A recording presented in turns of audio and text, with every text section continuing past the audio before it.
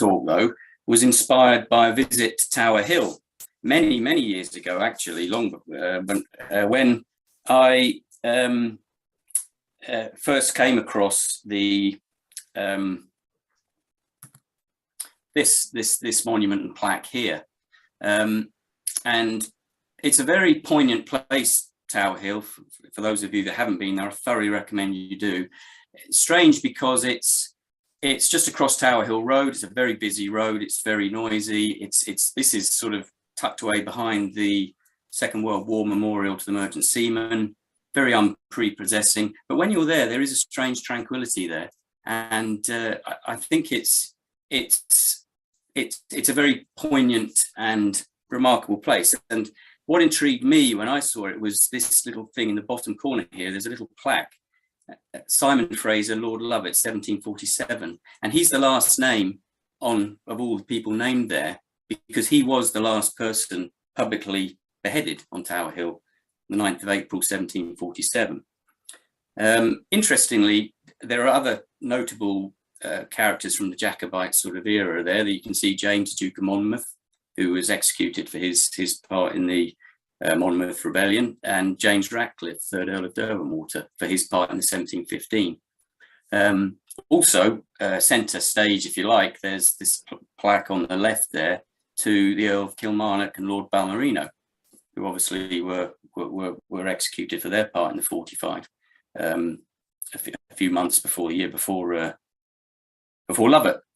And there are other notable people on there. There's Sir Thomas More and Sir Thomas Cromwell, who were executed for their part in Henry VIII's bid to secure his succession and to get a male heir, which is a bit of a theme actually in this talk. And the inscription there, most poignant of all, reads, the centre plaque there reads, "To commemorate the tragic history and in many cases the martyrdom of those for who the sake of their faith or country or ideals staked their lives and lost. On this site, more than 125 were put to death, the names of some of whom are recorded here." They're not all recorded there, but and it's a real sobering thought when you stand and think about that.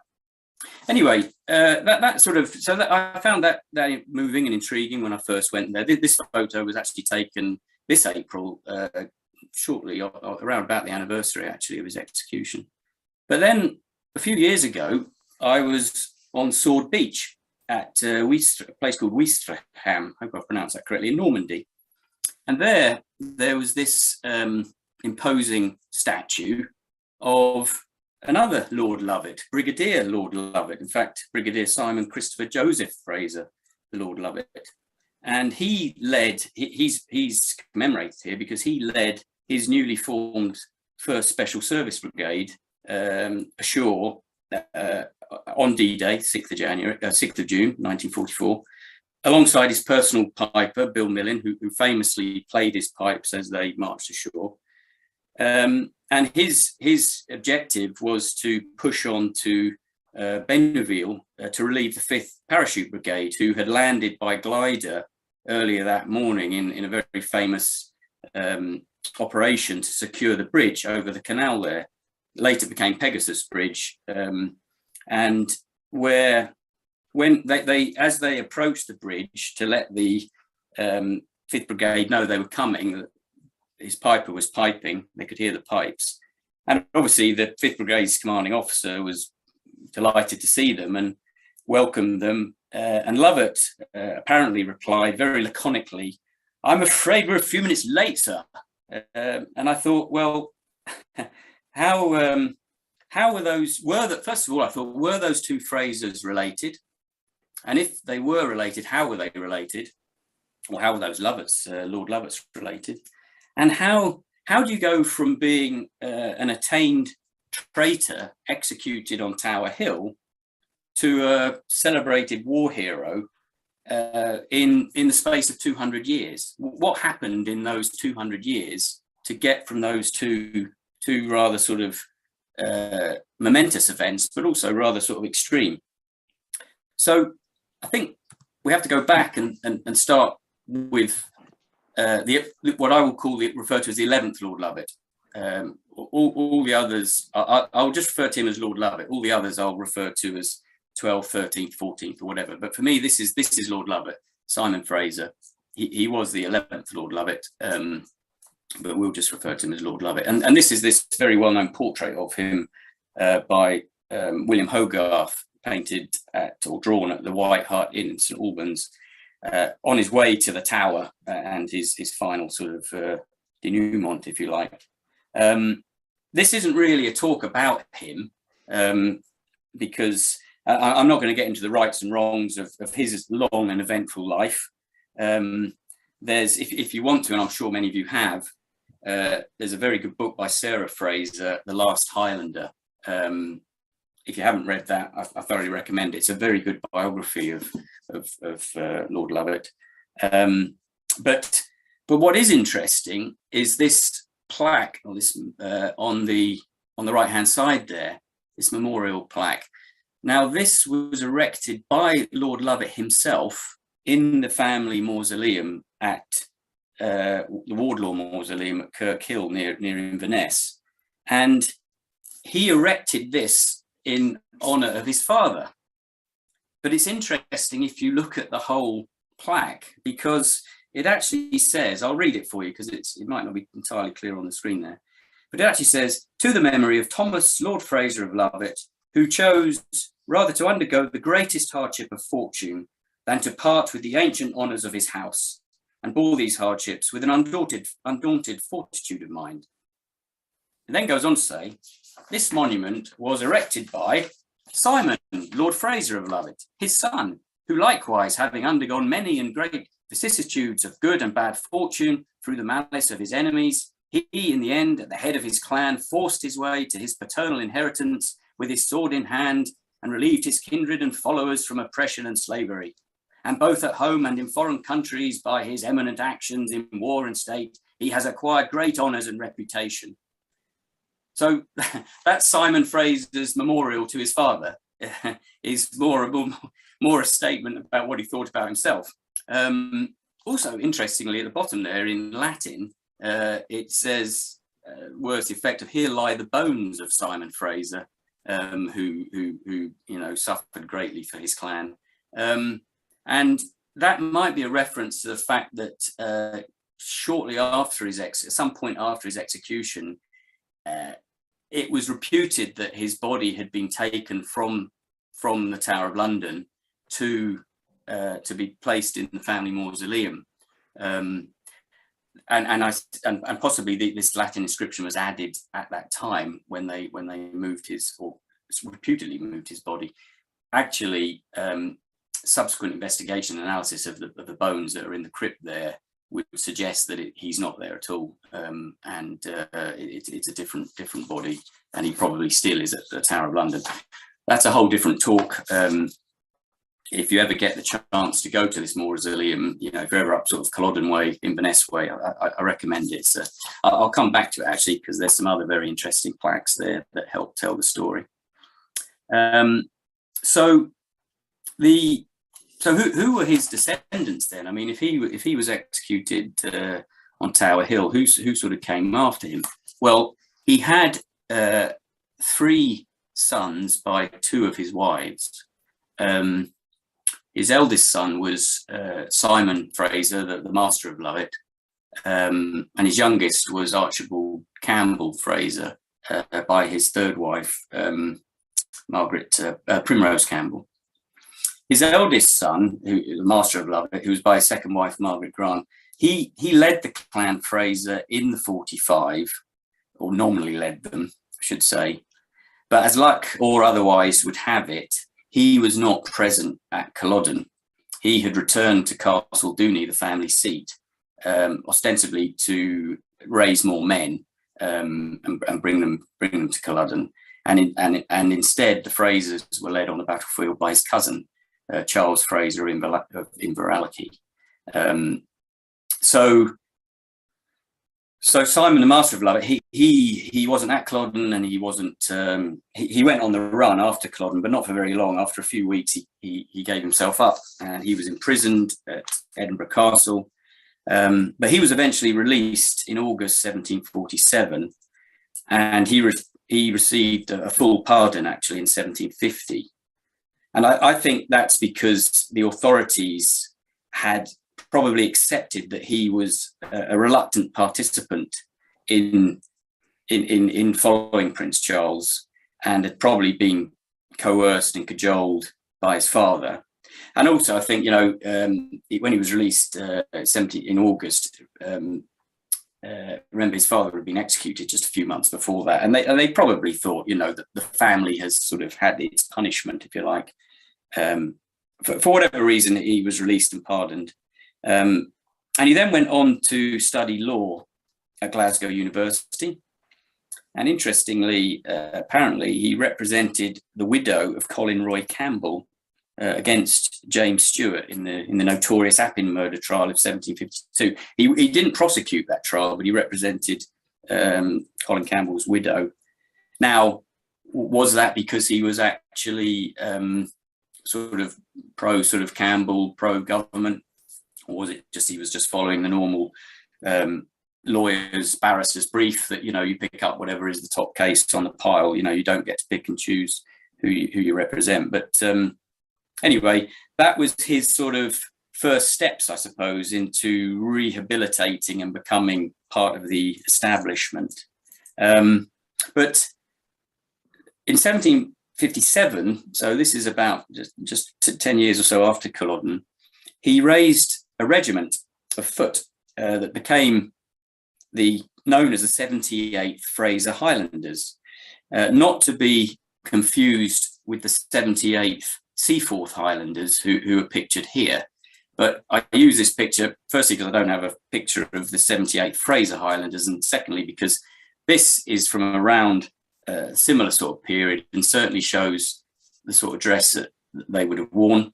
And it's interesting that what the two regiments have in common, and I'll come back to the 78th Seaforth Highlanders later, but they both adopted the Highland dress as their uniform because despite the prohibition under the Dress Act of 1746, it was permitted for military purposes. So he raised this regiment.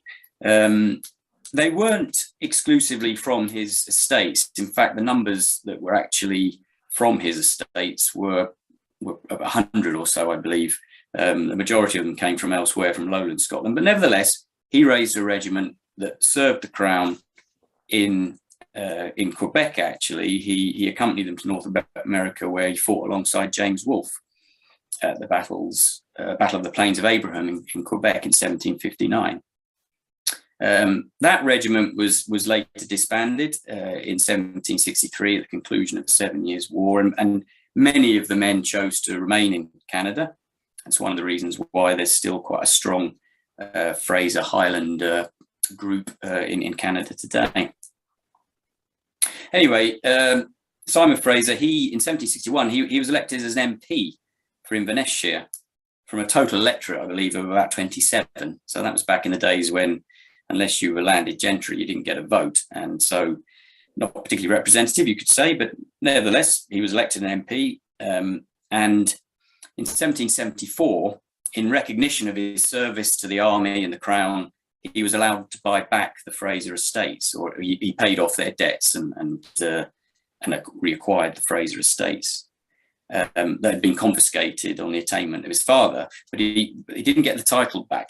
He was not a Lord Lovat, well, legally anyway, a Lord Lovat. In this talk, I will give him the designation of the 12th Lord Lovat, because de facto he was the 12th, but he wasn't actually de jure, as they say. He wasn't legally. Anyway, he went on to become a founding member of the Highland Society of London, and that was set up to promote the interests of the Highlands, particularly to repeal the 1746 Dress Act. And he married, but he died childless in London at the age of 56 in 1782. So then, if you like, the title didn't, but the estates fell to his half-brother, Archibald Campbell Fraser. Now, we'll talk a little bit about him, but I'll just go back now to the mausoleum. where Fraser's, and again, just to show you what the 11th Lord Lovat thought of himself, that's his tablet in the middle there. The one on the left is Archibald Campbell, his younger son's tablet. And the one on the right, which I'll go through both of them in a minute, is to other Frasers. In fact, the master of Lovat, Simon Fraser, he's not actually mentioned up there. But anyway, it is quite an, as I say, this Wardlaw Mausoleum is an extraordinary place, and I thoroughly recommend you visit. And I'm indebted actually to Eric Lundberg for access and information to this about the mausoleum, because he lives in the house next door and he actually holds the key. He's got the key to get into this place. So you need to call him, or well, if you're lucky, he'll be in when you get there. But otherwise, you need to pre-book and pre-arrange if you want to go and visit. So let's look at Archibald Campbell first. That's his plaque on the left there, and it basically talks about. Well, I'll come back to what he says about himself. But Archibald Campbell, he went to school in Inverness. It's alleged that he bunked off school on the day of the Battle of Culloden to actually go and watch it. So he would only been it would have been his 10th birthday actually, and he apparently saw the Frasers, his clansmen, basically getting severely beaten. It probably had quite a lasting impression on him. He, like his half brother, he went on to Glasgow University, and he went into the diplomatic service, and he was the British consul in Tripoli and Algiers, sort of North Africa, between 1764 1777. But he also was a member of the Highland Society of London, and he also inherited his brother's parliamentary seat. I don't know if you can inherit the seat exactly, but I guess he was just a sort of a shoe-in to take the seat after his brother's death. And he actually seconded the motion to repeal the Dress Act. So he had a strong part in actually repealing the Dress Act, which was repealed in 1782. He was also a colonel of the 1st Inverness Shire Militia, and in 1794 he raised what they call a Fencible regiment. It's a short form of defensible regiment. It was like a sort of home guard that they set up in various places around the country to counter the threat of the French invasion during the Napoleonic Wars. The Fencibles were not part of the army. They were, and in fact, they got rid of the Fencible regiments early in the 1800s and replaced them with called up militia who were part of the army. But he, you know, like his brother, was getting involved in the military, in politics, in diplomacy. You know, he was becoming an established part of the establishment. So in this tablet, he basically says, you know, that he was a diplomatic. He procured the indemnification from the Empire of Russia. His 10-year stay in North Africa, by his king's permission, he redeemed the Spanish, Portuguese, and imperial subjects at the expense of those costs, 2 million sterling, while not a single Briton was sold or taken into slavery. At his own expense and in person, he surveyed the fisheries on the west coast of Scotland and Hebrides. He petitioned for the repeals of duties on salt and coals. He encouraged the manufacture of coarse wool, hemp, and flax. He laboured to improve the soil. He amended the breed of Highland oxen.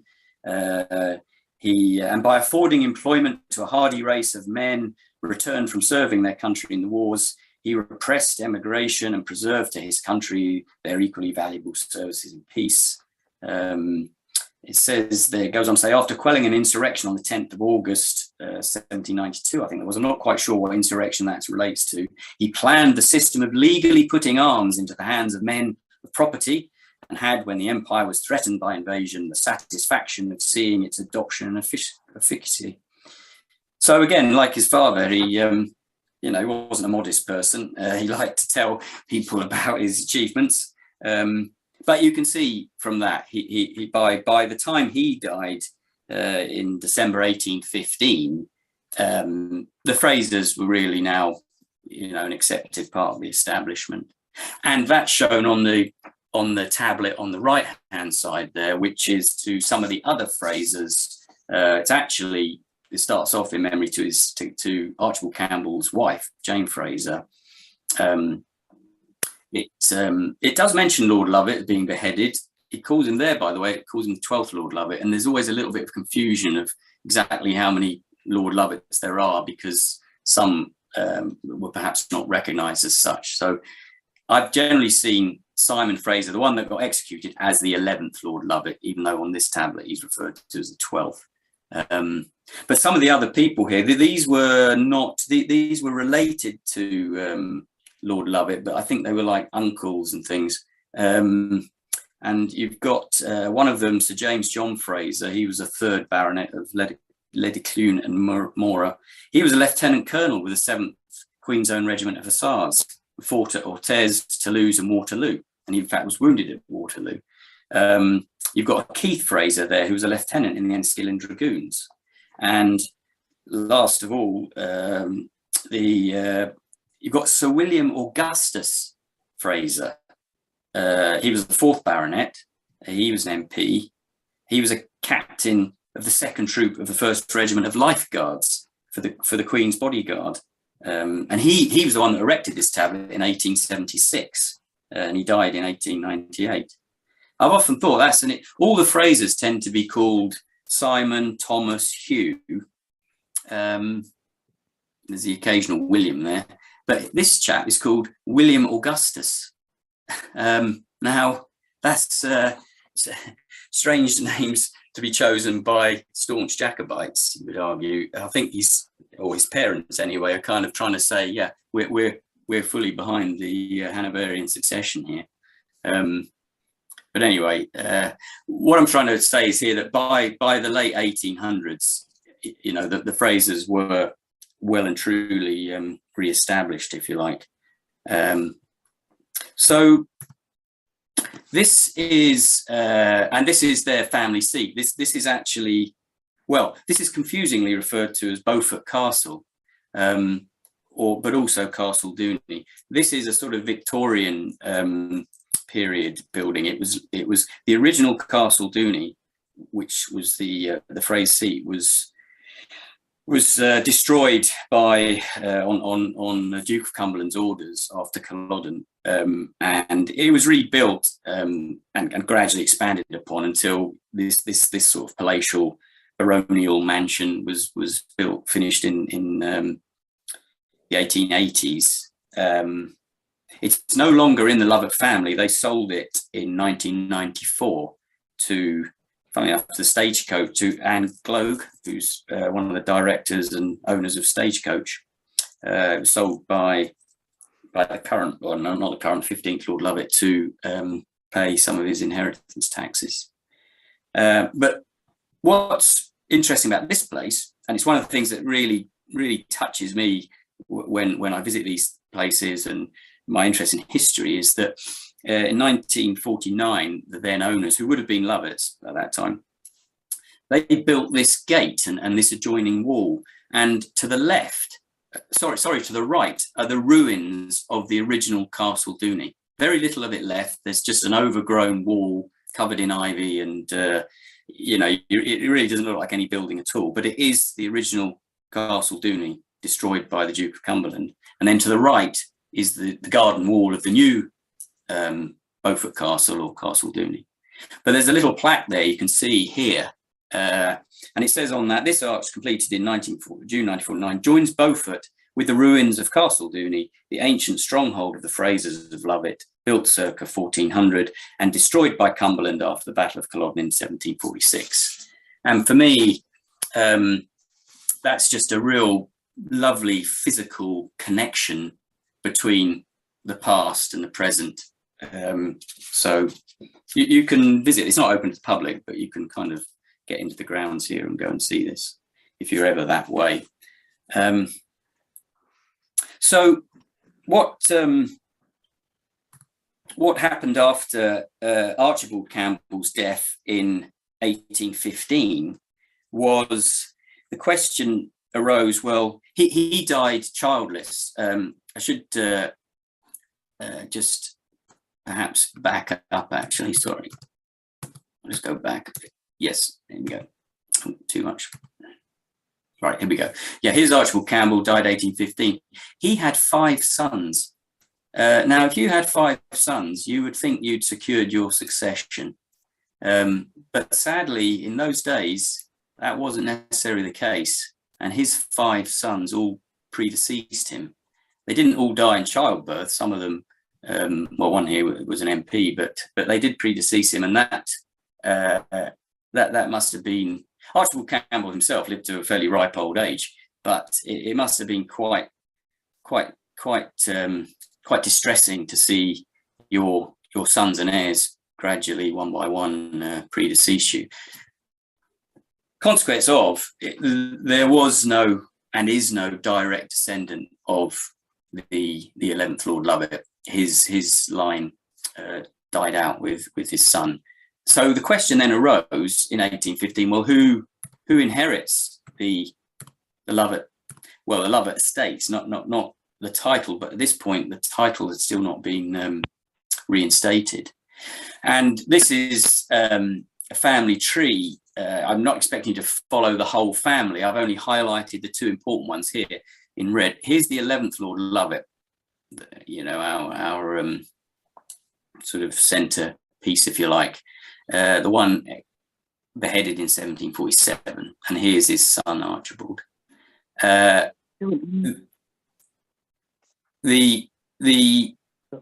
12th Lord Lovat, well, the 12th Lord Lovat de jure, i.e. reinstated, was right over here. So you have to go when this came to court to see which heir should inherit. They went back about 5 generations, I think, to the fourth Lord Lovat's sons. So here you've got the 5th Lord Lovat, and it went right over to his what would have been. What I did. Lord Lovat was the last one to get executed in Britain. What have you done?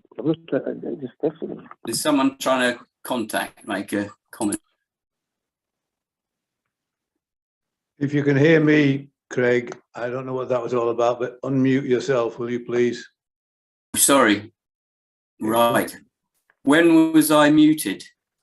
You were muted because I muted everybody. Oh, right. Okay. Right. Okay. So you're still with me anyway. Still fine. Yes. Yes. Okay.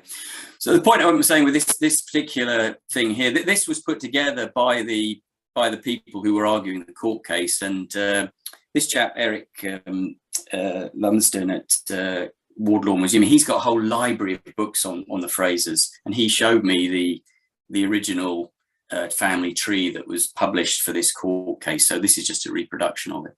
But anyway, the point is, you know, they went back 4 or 5 generations and then back down the other side of the tree. So the Lovat that inherited the states was sort of I don't know. The 11th Lord Lovat would have been the great uncle, and this is the sort of first cousin thrice whatever removed. I'm no genealogist, but the point I'm making here is it was a bit of a leap to the down a different branch of the family tree.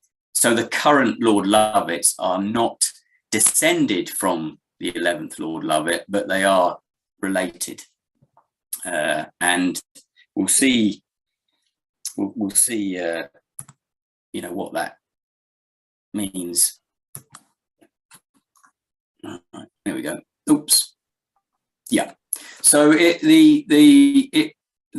title was inherited by Thomas Alexander Fraser of Lovat and Stricken. I guess he was from Stricken originally, and he became what I'm calling the 14th Lord Lovat de facto, because remember you had the Master of Lovat was the 12th, and then you had Archibald Campbell as the 13th. So I'm calling this guy the 14th Lord Lovat de facto. But in fact, the Lovat titles were restored. They weren't restored until I think it was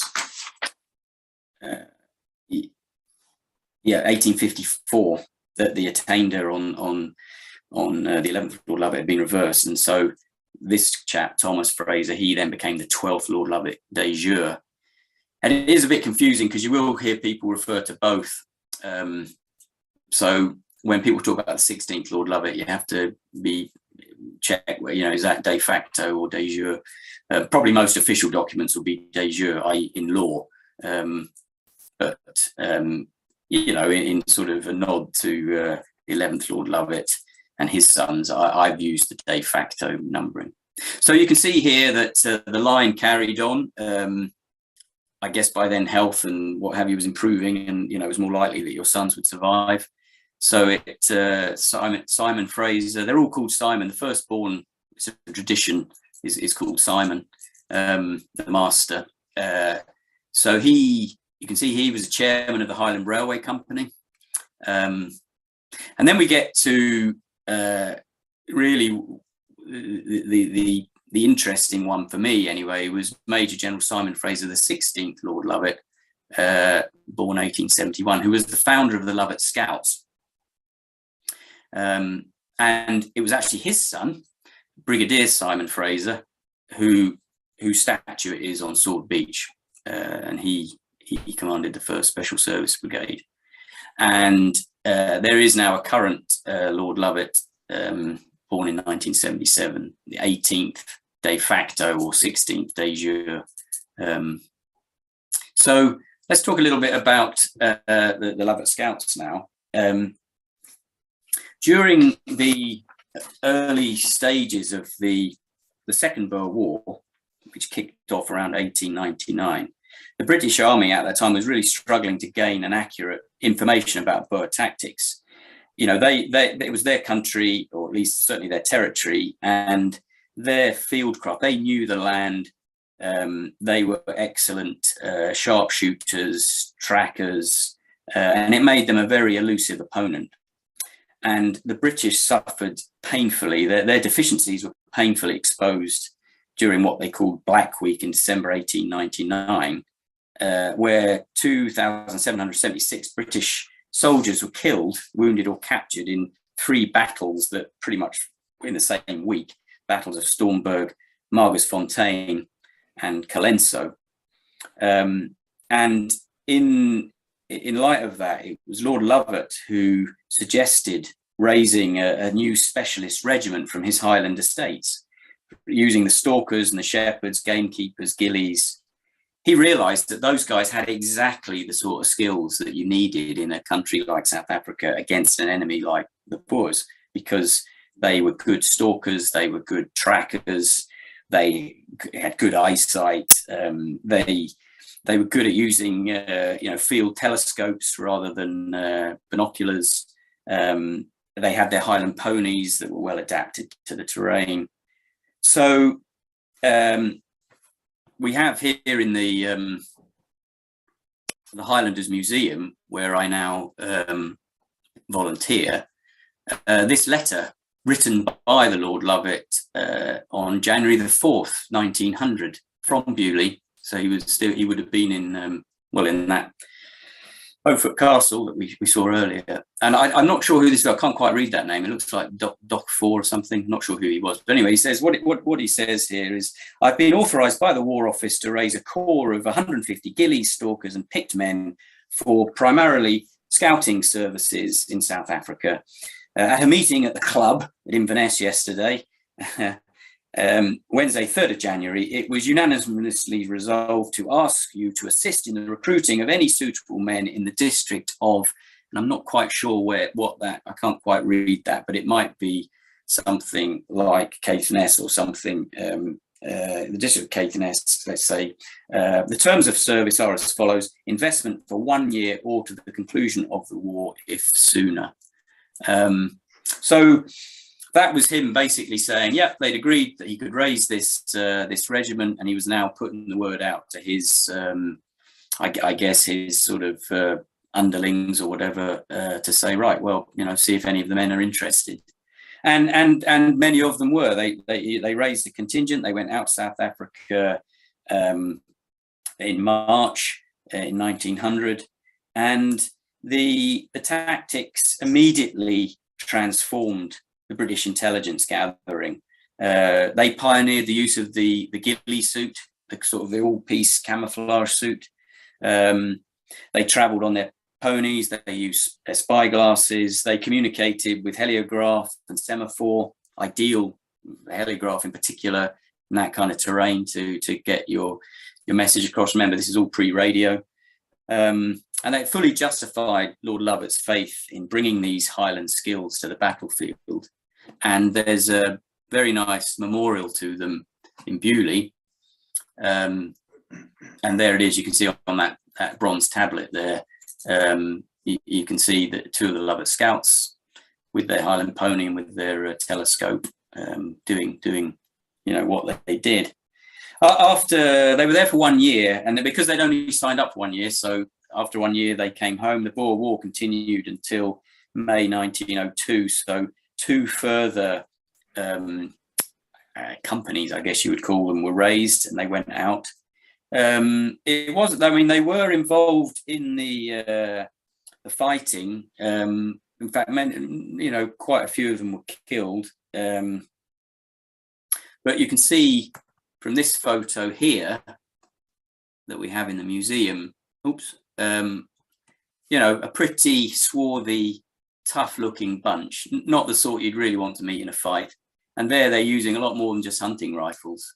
That looks like sort of Gatling guns. So yeah, a pretty fierce bunch, and fully justified Lord Lovat's faith in them. After the success of in the Boer War, they were disbanded immediately afterwards, but they then became sort of Imperial Yeomanry from 1902 to 1908, and then they eventually formed. They took on the hunting Fraser tartan, the badge of the Frasers, the Royal Stag. They adopted the Fraser motto, "Je suis prêt," I'm ready.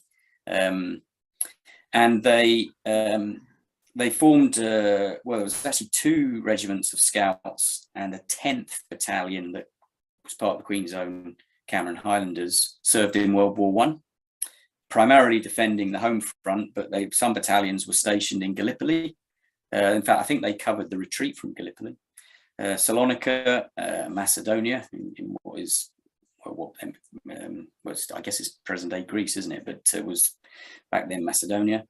And in 1916, Lord Lovat formed the Lovat Scout Sharpshooters, which was a force of 9 observer groups, each group consisting of an officer and 20 men. And they were deployed on the Western Front for specific tasks such as close observation of the enemy or providing detailed intelligence of enemy lines before an attack. A bit more of a static role on the Western Front, but if men were going over the top, they needed to have the best possible information of what they were going into, and the Lovat Scouts provided that. They were resurrected in World War II. They provided garrison force on the Faroe Islands, and then they were sent to Canada for sort of mountain training. 1943, they were sent to Italy in July 1944, so they're part of the Italian campaign until the German surrender in May 1945. In 1967, they were disbanded as a separate scouting unit. They were actually absorbed into the 3rd Battalion of Queen's Own Highlanders. And then they went on to become the Battalion of Highland Volunteers, and now they don't exist per se. I mean, obviously, scouting and warfare today is completely different.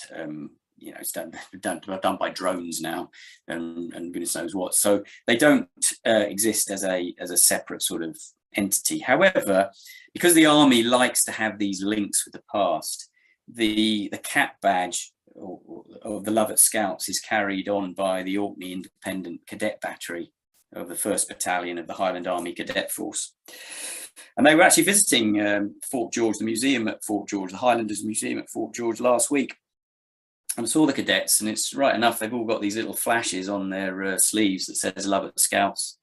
So, it's a nice little touch. Again, it's what I've said before about this touch points between the present and the past. So I'll just finish up a little bit with, how did the rest of the you know, the rest of the Highland regiments appear, because if you look at it, this chart here shows the formation of the Highland regiments over the years. Now, what we have there is this timeline down the side here from sort of 1600 to the present day, but the key line there is Culloden 1746. You can see prior to that there were Highlanders in the army. The Earl of Mar raised a regiment, the Royal North British Fusiliers, Hepburn's regiment, Royal Regiment of Foot, Temple's regiment from the Earl of Leven, and Crawford's Highlanders, who became or would derive from the Black Watch, the 42nd Highland regiment that then went on to become the Black Watch. But I'm particularly interested in these ones here, which are you have the 78th Regiment of Foot, the Sea Force. Remember, I talked about them earlier. You have the 79th Regiment of Foot that went on to become the Camerons, or the Queen's Own Cameron Highlanders. What were eventually amalgamated into 92nd Regiment of Foot, the Gordon Highlanders, and then you've got the Argyll and Sutherlanders. And as the army has contracted and reorganised over the years, the key sort of change, I guess, was 1960 when the Sea Force and Camerons became the Queen's Own Highlanders, and 1993 when they joined with the Gordons. And actually in 2006, all of these infantry regiments were combined into one regiment, the Royal Regiment of Scotland. However, it's one regiment, but it has 7 battalions. And the 3rd battalion is the Black Watch, but the 4th battalion is the Highlanders. It's the Sea Force, the Camerons, and it's got the stag of the Sea Force on their cap badge now. And, you know, a key part of the British Army. And just finally, this map sort of shows this is from 1890, so probably the peak of the army's sort of size, or at least certainly its geographic recruitment. And it's very much sort of clan based, if you like. It's the Camerons traditionally recruited from here, from Loch Arbour and Skye, the Sea Force from Clan Mackenzie here around Ross and Cromarty, and actually even up into Sutherland and Caithness. Gordon Highlanders from Murray and some sort of Aberdeenshire, and the Black Watch here in Perth. And these little cross swords represent the different garrisons dotted across the country. So, you know, heavily militarized at that point, or at least heavy recruitment going on. And then here's all the lowland regiments. So, yeah, very, very much, you know, the Highlanders went from Culloden as being sort of obviously, well, some of the Highlanders are seen as the enemy, to, you know, transformed into an absolutely key and integral part of the British Army through the likes of the Lovats and others. So I'll just finish now with a final word, and this is a recruitment poster from the museum. And I must plug the museum here, the Highlanders Museum, Queen's Own Highlanders collection at Fort George, Ardesseer, open every day except Christmas and New Year. And I volunteer there a couple of days a week. And one of my favourite exhibits they have all these recruitment posters. And this is a recruitment poster from the 1960s. It's after the merger of the Sea Force and Camerons, it's Queen's Own Highlanders. You can tell it's the 1960s because it's got a Wessex helicopter, and the khaki uniform that they're wearing is of that period. But what I like about it is this chap here, very, very clearly a Highlander and a Jacobite Highlander, because he's got a blue bonnet and a little white cockade there. And I think the artist that drew this poster has put that in there as a very deliberate nod to the regiment's past, and not just their Highland past, but in a way their Jacobite past. So, if you like, it's a slightly contrived ending as to why a talk of the 1745 association should end up talking about the British Army in the present day. But that, for me, again, is that touch point between, you know, the present and the past. So I will end there. I think that's more or less time. Yes, maybe slightly over. And if you have any questions, I'd be delighted to